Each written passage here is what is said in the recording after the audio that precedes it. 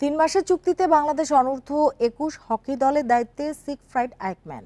বিশ্বকাপে শক্তিশালী দলগুলোর বিপক্ষে প্রতিদ্বন্দ্বিতা গড়াই হবে মূল লক্ষ্য বলেছেন এই ডাচ কোচ।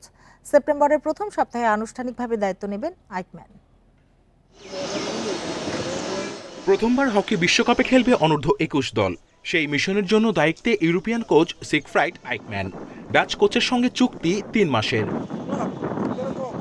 ইউরোপিয়ান কোচ হলেও এশিয়ান হকিতে পরিচিত মুখ আইকম্যান। তার অধীনে প্রথমবার 2018 এশিয়ান গেমসে স্বর্ণপদক জেতে জাপান। এছাড়া পাকিস্তান ও ওমান জাতীয় দলের সঙ্গেও কাজ করেছেন আইকম্যান। ভারতে 28 নভেম্বর শুরু হবে অনূর্ধ্ব-21 হকি বিশ্বকাপ। মাত্র 3 মাসের প্রস্তুতিতে বাংলাদেশ দলকে কতটুকু গড়তে পারবেন আইকম্যান? 3 মাস কম না। দীর্ঘ সময় অনুশীলন ও ক্যাম্প করানো বাংলাদেশের পক্ষে কষ্টসাধ্য। আমি এই সময়ের মধ্যেই ফিটনেসে উন্নতি ও খেলার মান উন্নয়ন করতে চাই।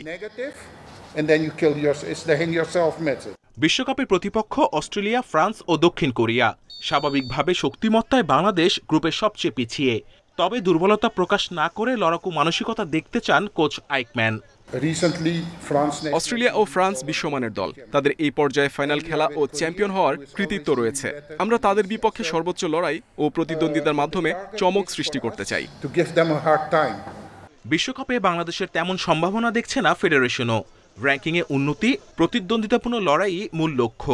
আমাদের যে স্ট্যান্ডিং আছে বর্তমানে, এটাকে আমরা র্যাঙ্কিংটাকে আরো আগায় নিয়ে আসা। এদের সাথে ভালো কম্পিটিশন করতে হবে, ওদের সাথে ভালো খেলা দিতে হবে, কেন কেউ মনে না করেও যে বাংলাদেশ ইজ রোল ওভার। সেপ্টেম্বরের প্রথম সপ্তাহে আনুষ্ঠানিকভাবে দায়িত্ব নেবেন কোচ আইকম্যান। তার অধীনে পাকিস্তান, জার্মানি কিংবা হল্যান্ডে 6টি প্রস্তুতি ম্যাচ খেলতে পারে বাংলাদেশ। Kamrul Hasnat, Independent News, Dhaka.